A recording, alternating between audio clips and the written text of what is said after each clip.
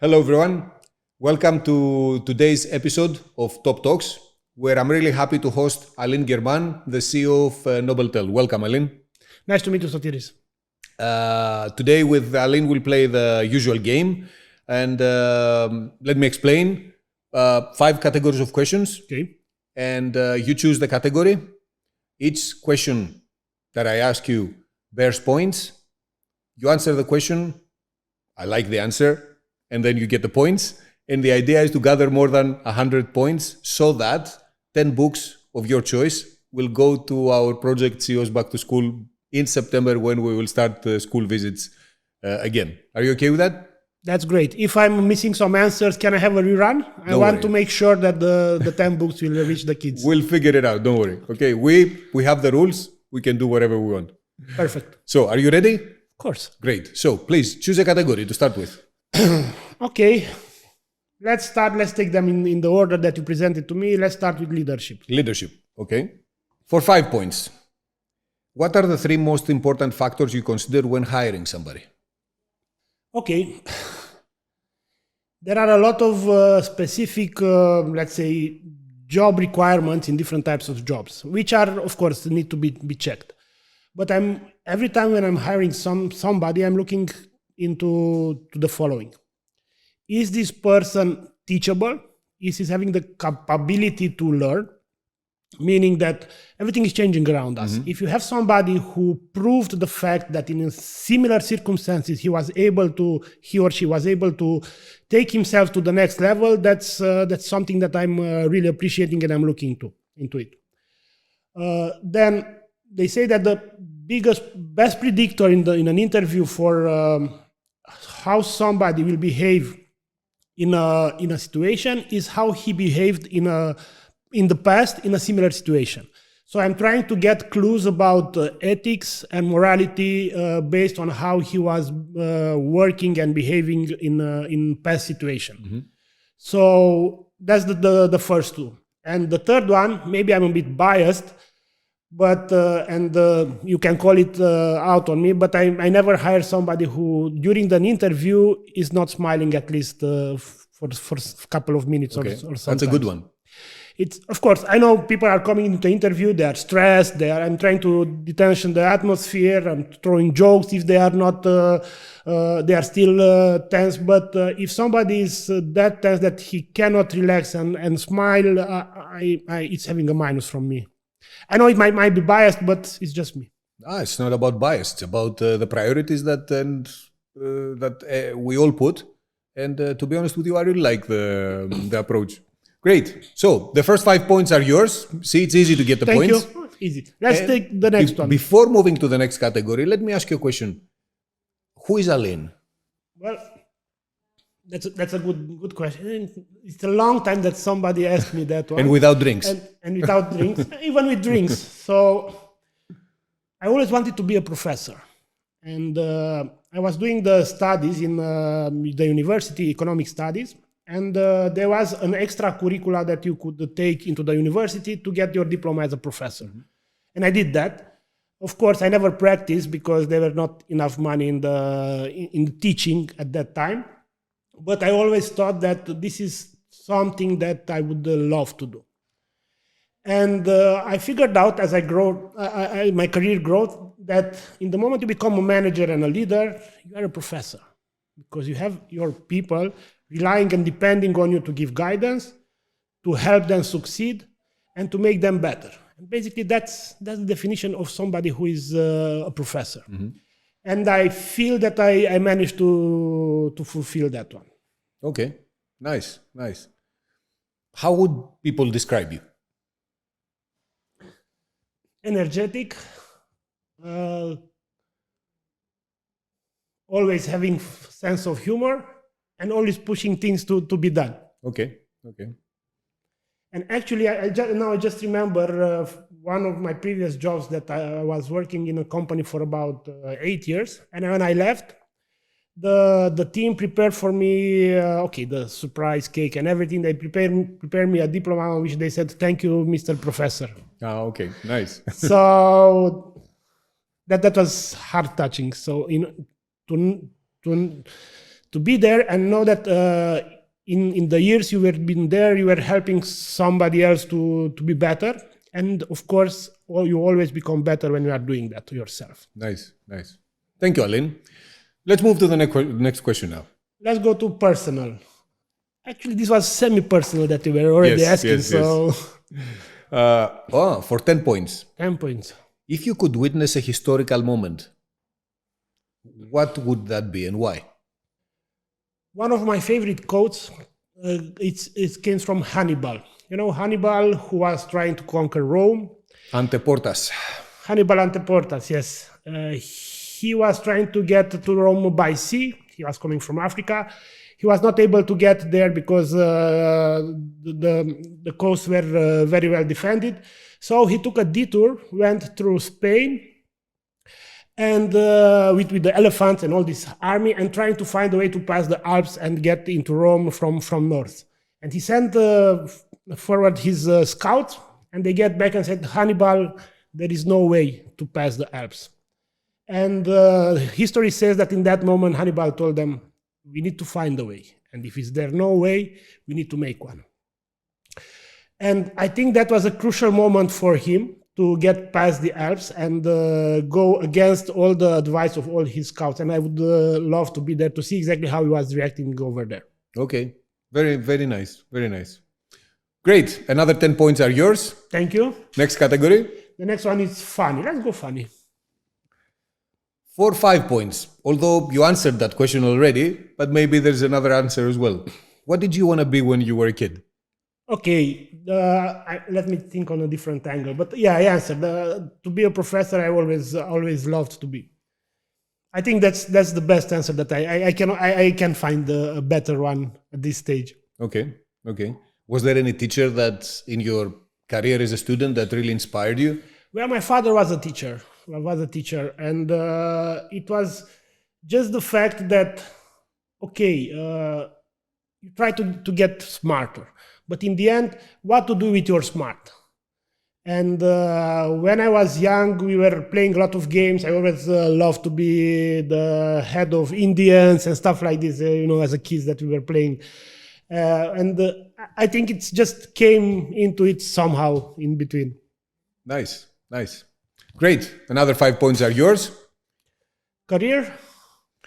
4 or 5 points. Can you name a person who has had a tremendous impact on you as a leader? There were many. Starting. I would not say that it was one person, because at each stage of my life, I had the luck to be surrounded by people that were making a meaning into my life. It was I just recall now my friend Zoli from back home. I'm from Ardeal area. And I was just considering going to university in Bucharest, which was 600 kilometers away. And I was having fears and doubts, like, will I make it? I'm good enough. It will be okay or not. And Zoli just told me, hey, Alin, I know you very well. Of course you will make it. If you put something into your mind and you want to achieve it, you will achieve it. Of course you will make it. And that was giving me comfort. Then I had a lot of bosses during the years, which were telling me, hey, Alin, 95% of the people who are not succeeding because they are not putting the effort. Only 5% are not succeeding because they can't or they have impairment or whatever. Yeah. So always try to be in that percentage that is achieving things. And then there were a lot of books, and so I consider mentors all the great authors that I was reading. And I think one habit that was helping me to learn from all those books was the fact that each time I'm reading a book, I'm thinking, okay, how can I apply it? Is this valid for me? Can I take any value? How? And then I'm trying. Trial and error. It's not always going as you expect it, but at least you learn. Yeah. For some strange reason, we always expect things to go right, and that every decision is right and every target is the right one.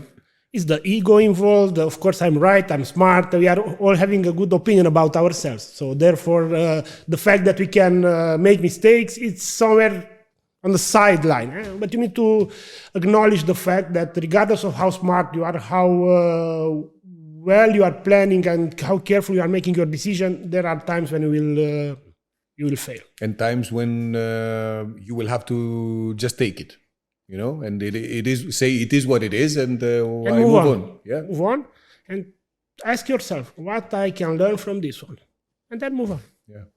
Great. Another 5 points are yours. Thank you. Next category. Inspirational. For another 5 points, what are your 3 favorite quotes? I already told you the first one, which is the Hannibal one, that he said we either find a way or we make one. The second one, it's from a book, I think it was from Brian Tracy. It's one of the authors that I was studying a long time ago. He said, if it's to be, it's up to me. If it's to be, it's up to me. Meaning that you need to take full responsibility for what's happening and don't blame others in whatever circumstances. If it's to be, it's up to me. So I need to do the best. And the third one, related to the previous talk, I would say it's sometime you win, sometime you learn. Sometime you win, sometime you learn. Huh? Yeah, I like Brian Tracy a lot, and my favorite quote from him is "Get started, keep going." All this thing about yes, how to get to be first in the line. You just need to put yourself in the line. Yeah. You cannot get to be the first in the line if you do not put yourself in the line. Yeah. He was in Bucharest yes. 6 years ago or something. Yes. And it was a delight. The whole 2-3 hours that it lasted, although he couldn't move, if you remember, he had the problem with his back. He was just a spine surgery before a couple of days. Yes, I was speaking with him. It was a delight. I still have the workbook from the event. I have the workbook and the picture with him and everything, yeah. Great. So 5 points are yours. Next one. Let's go back to personal. For 10 points, which are the 3 people you admire the most and why? They can be less, they cannot be more. Okay, my current wife for her kindness. That's smart. That's really smart. She's going to watch the video, It's the first one that came into my mind. I'm going again family-wise. My 16-year-old boy, which he's not staying with me, staying with his mother, who is from my first marriage. We didn't saw each other for 2 years. And he was picking up the lessons of persistence and doing the work. And he's applying it. First, we applied in the golf area. I'm playing golf. I teach him golf. Then he left, and I said he will quit. But he kept going and becoming better and better, implementing a regimen of regular practice, deliberate practice on different aspects of the game. So I was amazed on how he managed to pick up by himself. And now he's applying the same approach in his search for college. He wants to go to university right now. So I'm pretty proud of him, and I wish I would say that it was my work, but I think 90% it's on him. And if it would be to go on the other direction, I would quote an author, Stephen Covey, for his book of 7 Habits of Highly Effective People, which had big impact on my career and development, and I'm still reading it from time to time. Okay, great. So 10 points are yours. Thank you. Next one. Leadership. For 10 points, how do you help a new employee understand the culture of your organization? And by the way, tell us a bit about the organization. What do you guys do there? Well, we are in the telecommunication services business. We started just by basic telco like 22 years ago. And now we are a technology company, I would say. We are having software pieces in the business. We are having telecommunications. And what I would say, the culture is pretty dynamic. Mm-hmm. In the moment you want somebody to be, I don't know how to say it, introduced to the culture of the company, the first step that you need to look for or to assess, in my opinion, is the values of the respective person. Because you say, okay, culture, what is culture doing? Culture is driving some behaviors and the way we are acting in different situations. And in my opinion, culture in a company is giving you the guidance to know what to do when you do not know what to do. Yeah. For the rest, to know what to do, we have procedures, way of working, we have it there. But in a dynamic environment where you are there in the front line, you need to know what to do, and you need to have some pillars to rely on in the moment you're not having your manager with you, or you don't know what the procedure is saying regarding to a certain aspect. So values are driving culture, behaviors, and the first thing that I'm looking for are what are the values of the respective person. And then how those values relate to the values of the company. What does that mean? And I have a funny exercise. Every company is having like 3, 5, 7 values, whatever. And in my career, doing also some other project training consultancy with other companies, when I'm having a seminar with or a consultancy agreement, I'm always asking, what are the values of your company? Most of them are having. And without doubt, anytime, anybody can quote at least one, maybe 2, but then it's getting difficult. So, and they are not always the same. So the idea is that in the moment I'm relating myself to a certain value of the company, I feel it, I understand it, and then I remember it. For the rest of them that I do not relate to, I forget them because they are not having any meaning for me. So the first thing is to understand what are the values of the respective person and how those values are related to the values of the company and the behaviors that you have in the company. Like, okay, I'm driven by success. What success means for you? Look, here success means this one. Success means that in the moment a customer is calling us, we are answering in 2 minutes. Success means that when we have a project, we take it to the end. So I'm trying to make a connection between him values and the behaviors that should raise from that those values and are relevant for the company's culture. And that's it. Okay. Great. 10 points are yours. So we are at 50. 50, okay. We need to pretty speed good. up. No, it's okay. We are doing really good. Next one. Career. For 10 points, what would you have done differently in your career path?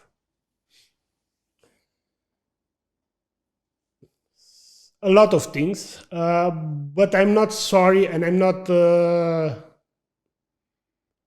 I like where I am. One thing that I know for sure that I would do if I would be back. So advice for Alin being 20-something is that you need to accelerate the learning. Never stop learning. Learn faster, because the rest will fall in place. Because in my career, when I was a bit younger, due to the operational issues of the work, sometimes I feel that I could have been doing more in terms of self-development and learning more things. Like, go faster, It's like I was just talking about Steve Covey. There were 2 lumberjacks cutting a tree in the forest with a saw. Somebody's passing by, is looking at them. Hey, you look that you are struggling a lot. What are you doing here? We are just cutting a tree. But looks that you are struggling a lot. Why don't you stop and sharpen your saw? Are you silly? You don't see that we have to cut the tree? We don't have time to stop to sharpen the saw. So sometimes it's worth reflecting that your saw is sharpened enough, or you should sharpen it further. Yeah. So I think that's something that I would. I cannot go back in time, but that's definitely something that with the mind that I have right now, I would have been doing. Yeah. Sometimes time can be really vicious, because it doesn't go back. It's just happened. You have the present moment to do most of it. Exactly. Look in the past, you learn from it, hopefully, and then to look in the future or where you want to go, but you need to act right now. Yeah. That's it. Great. Thank you. 10 points are yours. Funny. Let's move to something funny, hopefully. I hope it will be funny also for me, not just for you. Yeah, I don't know. It's about politics, but I don't know how funny it can be. But for 10 points, if you were the president of this country for one day, what is the first thing that you would do? One day is not enough. Assuming that you can make a decision and people after you will have to do that, it's so. I will initiate a series of measures that would free up the private sector. I believe that if we have a sound and healthy business environment in the country, everything will fall in place. So I don't see the politics side of the country as they need.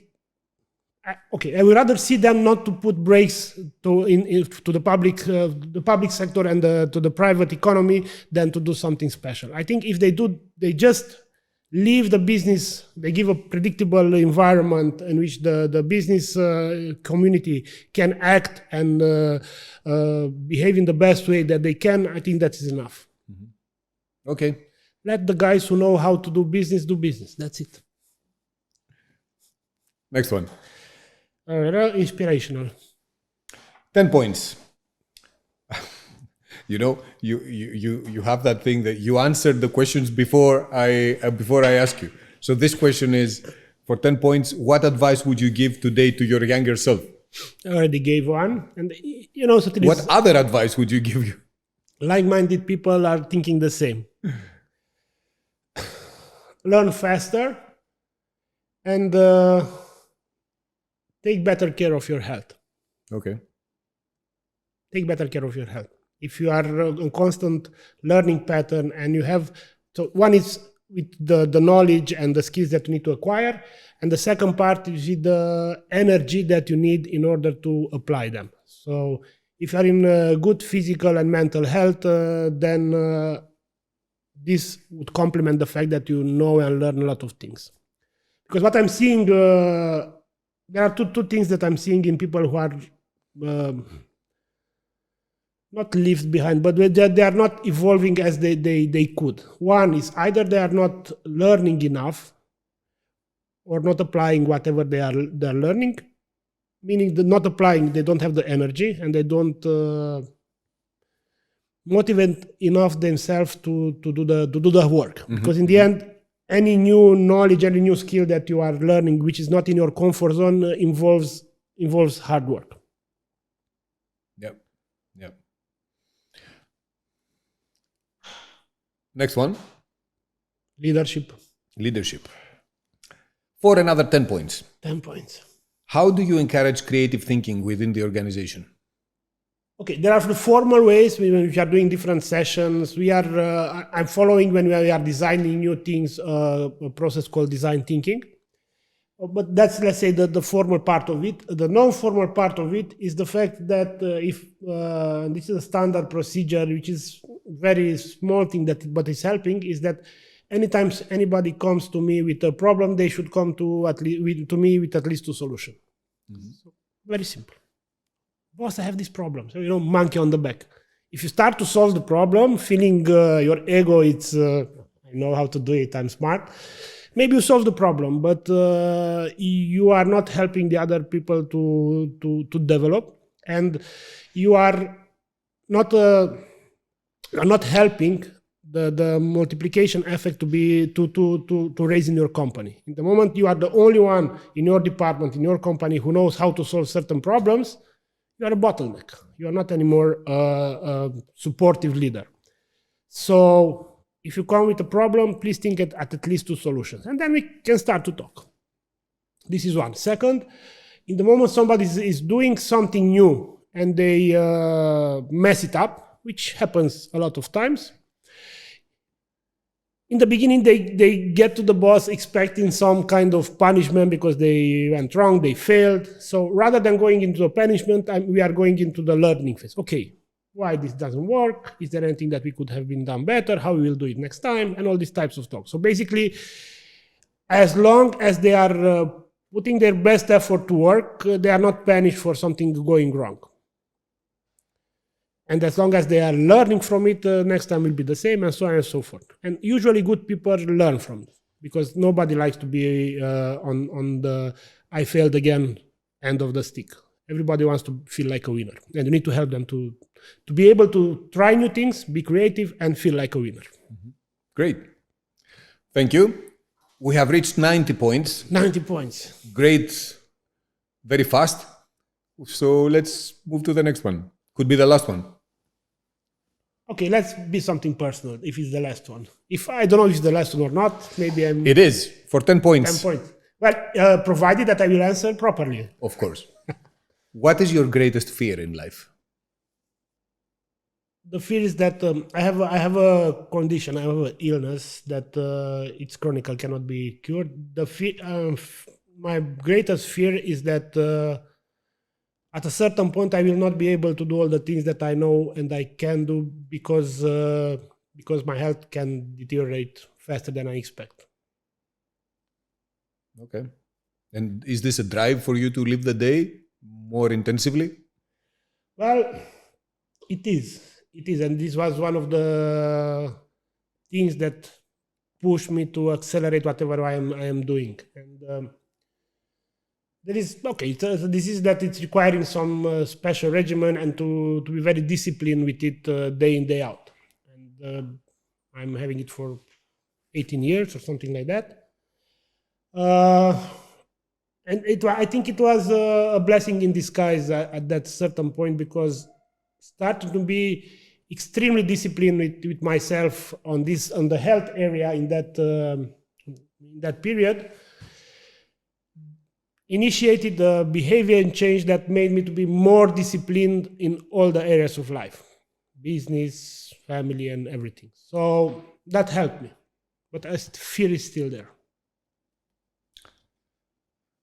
We just reached 100 points. Congratulations. Thank you. So the books are there for the kids. The books are there for the kids. So, you know, a nice idea would be for you to be there when we will give away the books. So we'll let you know in September when we begin. And one thing I would like to ask you as a last question is, what is it that you like about being a member of the club, part of the club? There are a lot of things. First, feel free. Yeah. If you're locked, go ahead. So I think it's great to be surrounded by like-minded people. People who are we're already reaching certain level in their careers. And it's great to see that there is a lot of commonalities in terms of spirit. All of the colleagues that we were meeting, they are still interested on how can I become better? How can I drive further the business? How can I drive the development of my people? So, and you get a lot of inspiration out of it, because nobody is always at his peak all the time. You have moments when you have a slump, you are tired, or you are just working very, very hard on something, and you need just to decompensate it somehow. And when you see all those colleagues sharing the same values and giving you like a fresh breath of air, it's priceless. And the most, I love the spirit of always learning new things and always becoming better, and being humble in the process. Thank you very much. Thank you, Sotiris, for your time. It's been a really nice discussion. And pleasure was mine. See you soon. Hopefully very soon. Now that the COVID is a bit of starting to relax, maybe we will restart the face-to-face meetings and everything. Thank you very much, everyone, for watching this, and we'll see you to the next episode.